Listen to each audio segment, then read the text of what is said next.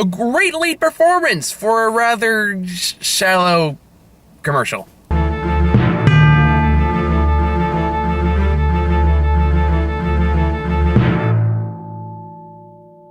Alright guys, just me again. So before I get into the actual film, I need to talk about an experience I had with this movie that I just need to get off my chest because it was just so weird and jumped to an extreme so quickly for I don't know why. And I'm still a little baffled by it. So I only got 33 minutes left in this camera battery, so I'm gonna try and make this fast, but this was weird, and I need to talk about this. I need to, like, was I the asshole, or were they the assholes? Or was it a little bit of both, because I fully acknowledge I could be an asshole. So, okay. So, I, obviously it's a review for Bohemian Rhapsody, and I'm in the back, because I got there first, and I was hoping nobody else would go in there, naively so, because it's still a fairly popular movie right now. And I get these two people. I'm assuming they're, like, father and daughter, which, okay, fine. Then you can tell, like, the older guy is, like, he's clearly been a long-time fan of Queen, knows all the trivia. Okay, fine. I got no problem with that. They're talking through 90% of the movie. The only time they weren't talking is when one was in the bathroom. And again, they seem passionate, they seem like they're into it. It's like, okay, fine. Like, I let it go. I choose not to make a fuss, even though it is bugging me. I choose to just kind of ignore it and try to watch the movie anyway. And we're fine. Like, I have not raised a fuss. I have not said anything. I'm just watching the movie.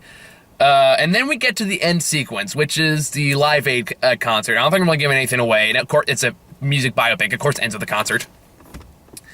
And this is where like my irritation just finally got the better of me, because the people next to me started not only singing along with the music, but also like snapping their fingers along with the beat. Well, the older guy did.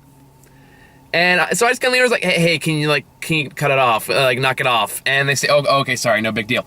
And then the part that killed it for me was when Freddie Mercury in the movie does like the ayo, and then and only her, nobody else did this, starts doing the chant with the movie, and that was point. It's like, hey, can you cut it out? Someone's trying to watch the movie.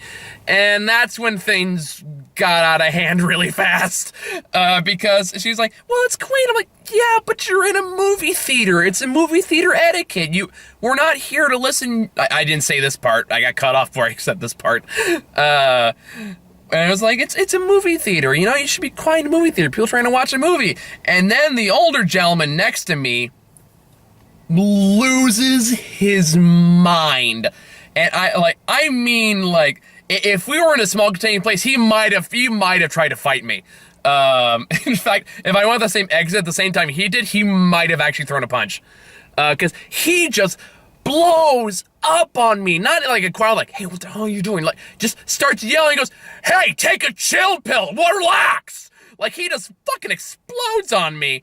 And I'm just kind of like, Jesus, dude, what the fuck? And then the girl was trying to like calm everyone down. I was kind of like, okay, I let it go pretty fast.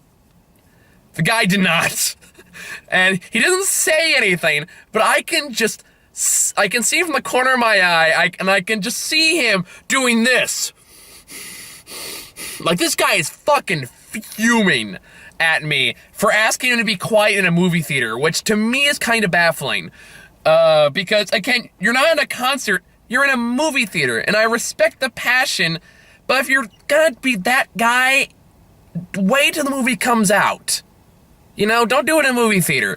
But I don't know, maybe I came off as an asshole, I don't know. I just know that really kind of identified this movie in my brain forever, because again, I've been doing this for years. That is never, I have never had somebody explode on me to that extreme extent, and it kind of it caught me off guard. And then the woman flipped me off on the way back down the stairs. I took the other way for obvious reasons, because I didn't want to start a fight, and I didn't want to get hit in the face, so there's that too. So yeah, Bohemian Rhapsody.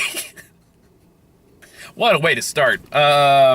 Because honestly, that was kind of the most interesting thing that happened tonight. Now, like, you got a lot of people that are really like saying that, this is a lot of fun, it's really entertaining. You got other people saying like this is just kind of shallow dog shit and doesn't really actually push any boundaries, and it sucks.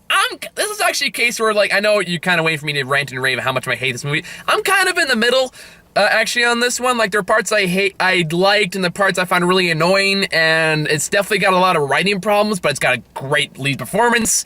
But I do kind of agree that this is when this feels like a pretty shallow film when you break it down, and that's a shame. And that's a shame because Freddie Mercury was such a larger-than-life person, but the movie doesn't really seem to know what to do with him as a character in this movie. Like, they're cherry-picking the stuff they want to show from his personal life, so they, like, paint him in a okay light, but not that bad. Like, good, but don't show all the nasty parts, the parts that they don't want to talk about, the parts that I guess they had to fight to get in the film. It feels like it's playing it very safe, which is kind of a shame for a band that was really pushing the boundaries and really trying some new experimental things.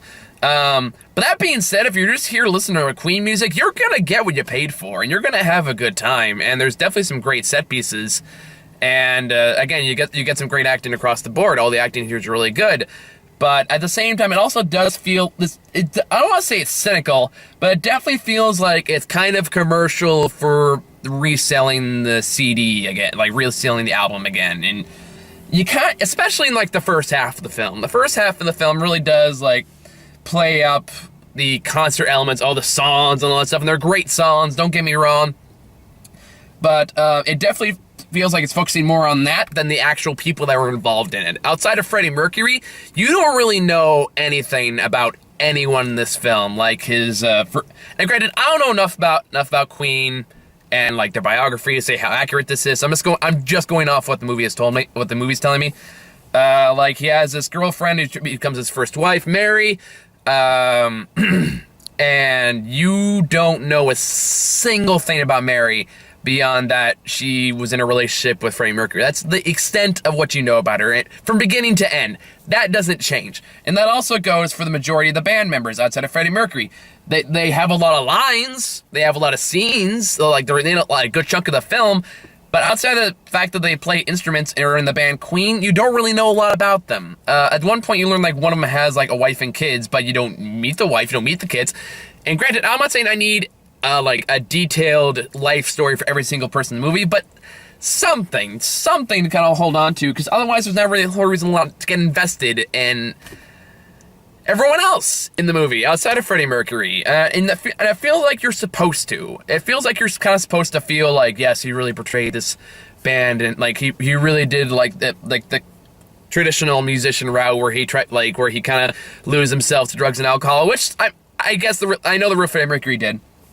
But I guess we're supposed to feel the impact that it has on the rest of the band, but you really don't, because you don't really know enough about the other band members in general. Now, granted, that is kind of saved by the fact that it is really good. They are really well acted, and they're really performed, and they do carry a lot of the emotions. They do kind of inadvertently tell the story of kind of what's going on without having to say it, but I don't think that was the fault of the writing or the directing. I think that was clearly just the acting, the actors acting. I mean, like, from a storytelling, the storytelling here is just not really that good. And again, that really is just a big shame. It just jumps from point to point to point, and it doesn't really stop to breathe for character development until like the third act of the film. Okay, like halfway through the second act, I would say. And then they kind of explore more into Freddie Mercury, but then again, his motivations kind of bounce all over the place, and like what he believes and what he is just jumps from scene to scene, and it's all over the map. And it's all, again, I forget the name of the lead actor, but he does a phenomenal job. He is great in this role. I just wish it was with a better script. And I know this movie kind of went to development hell. I know Bryan Singer was directed for a while, then he got kicked off for the stuff he did. And I know, of course, like, there's a couple people they kind of swapped in and out for Freddie Mercury, before they went with Mr. Robot, who I feel bad I don't know the actor's name, but, anyway, sorry if I seem a little distant. I'm still kind of like thinking about that weird rocker old man. He had a leather jacket and everything. That was just so bizarre to me. And I'm still having a hard time, like, did that really fucking happen? Did an old man just snap at me in the middle of a fucking crowded movie theater? Anywho. Yeah. The movie itself, it's fine, you know, it's, the cinematography's fine, the acting's good, but the writing's not there, and it's kind of frustrating, because you feel like there should be more here. You don't even really get to see, like, much of its actual musical process. You don't really get to see how he came up with the songs, which is, like, something in a good music biopic, I think, is the bare minimum you should be able to see, but you don't really get that. It's more like Freddie Mercury would be looking at a field for, like, a minute, and then he comes up with some of the lyrics to Bohemian Rhapsody. Like, there's no interconnection there. Like, maybe there is, I just didn't fucking see it. But, I think in, like, I can think of, like, other musical biopics that, like, not even, like, necessarily biopics, just music, like, concert movies in general, like A Star Is Born, which movie just came out last month, is, like, way better than this, and that does, like, I think a lot of things the movie should have done, and it doesn't, and that's a shame. Now, if that doesn't bother you, that's fine. Like, I still think there is enough to be enjoyed just for what it is, you know, as kind of a, I don't want to say shameless, but as a definite, like, I would say it's well-intentioned Queen commercial. Like, it feels like a commercial for the band. It feels like a commercial, like, hey, remember all these songs you really loved? Well, here they are again, in kind of random order. And you can go buy it now or listen to it on Spotify or whatever the case may be. You can go do that thing. Go do that. Give us more money. And I know, like, the surviving members of Queen definitely had a lot of say in what goes in the movie and what doesn't go into this movie. And you can kind of tell, in what they do. Maybe that's why there's not a whole lot said about the rest of the band members. Maybe the rest of the band members just didn't want to be the focal point of the movie. I don't really know. And it's also kind of conflicting in how it chooses to like present Freddie Mercury in general. Like, in one scene, he's like a misunderstood genius, and on the other hand, he's like a whiny man-child that the rest of the band members have to deal with. And it kind of flip-flops from that before it actually turns into an arc, which it does eventually. And the movie does get better once it kind of focuses on that. But yeah, I feel bad for being that guy. Like, I want to judge it for just what it is.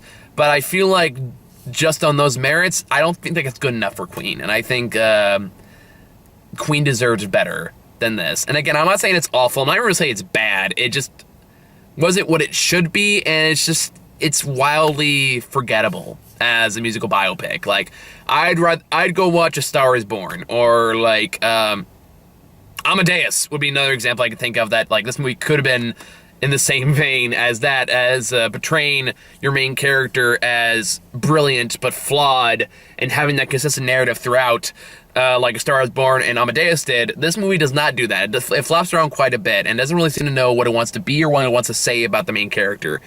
And every time and it stops you from thinking about it too long, because every time it does, another Queen song plays and we're on that concert for a while. Yeah. I mean, I think that's kind of my overall thoughts about the movie. That was probably, like, the fastest I've done a review in quite some time, because I think that was pretty goddamn fast.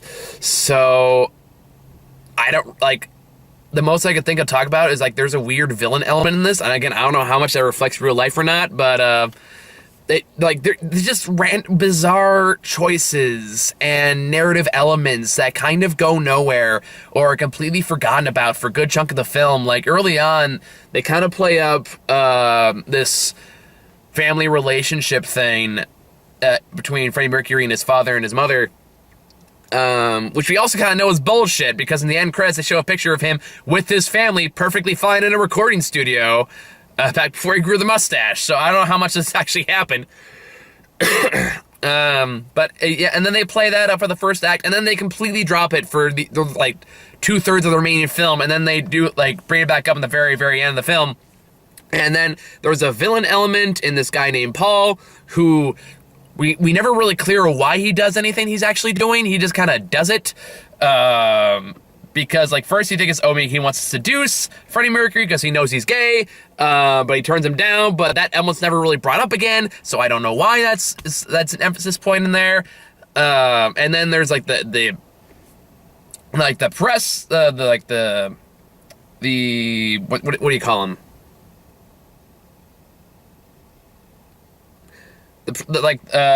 Oh God, I forget. I'm drawing a blank, but it's when all the reporters ask you questions all at once. Press tour? Sure, let's go with that. Where like they're all asking Freddie Mercury these like the question about his personal life, and at the same time he's also doing these really weird cuts and these really weird fades, like he's flashback to his personal life and how like they zoom in on this like reporter who's asking about sexuality and asking, what are you afraid of? What are you afraid of? Like, what kind of fucking reporter are you that you're this upset with this question? Then again, I gotta say, we have all things to be obsessed about. And then again, it was a different time.